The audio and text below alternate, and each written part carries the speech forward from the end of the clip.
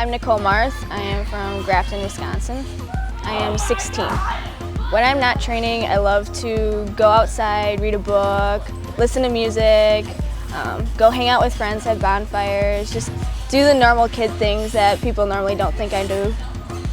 The way I stay motivated is I look back at where I started from, because 3 years ago I wasn't able to do almost anything. My ankles and my bones were just really not physically able to do and handle what I was able to do. And where I am now, it's really hard sometimes, and when I look back and see where I've come from, I'm just like, wow, I've made it this far and I can really do this now, just keep pushing. Typical training day in the summer is a little different than my fall. In the summer, I get up in the morning, come here to gymnastics for 3.5 hours to 4 hours, and then I'll have a break, about an hour or two in between, and I'll go to CrossFit for about an hour to two. And then that's kind of how it is for Monday through Friday. And then Saturday and Sunday is mainly just CrossFit. And then in the fall, it's different because I have school. So I'll get up, do school, and then I will go to CrossFit for an hour to two. And then I'll go straight to gymnastics with no break in between, and I'll come home and repeat every day. I do Wisconsin Virtual Academy. So by doing an online type school, I can take it wherever I go, and that allows me to just travel as much as I want, go to where I need to do, and just get everything done.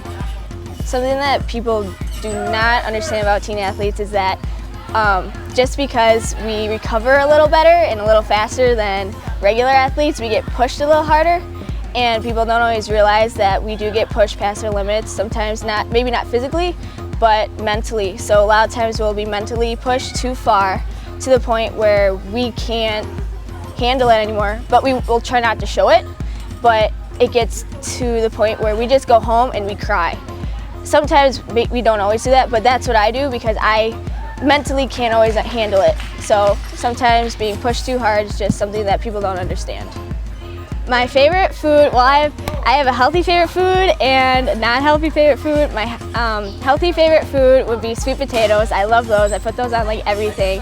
And my non-healthy favorite food would be Oreos. I am obsessed with Oreos. My CrossFit training has changed a lot since I figured out I was going to the games. I have actually increased a lot of my aerobic stuff that I do now.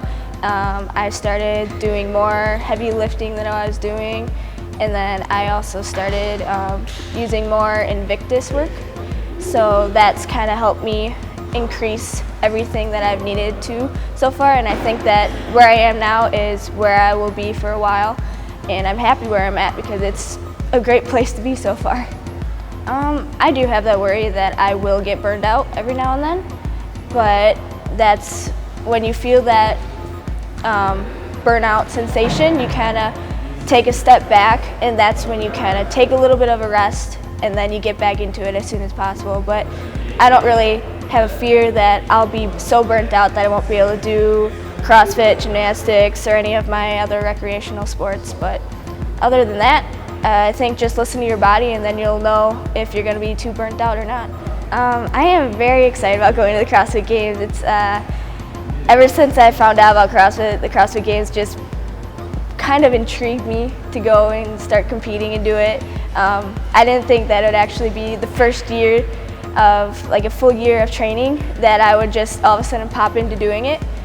But it just kind of happened, and now I'm like, wow, this is actually true, and it's just amazing what my body can do and how far I can push it. So hopefully I'll be able to keep up with the rest.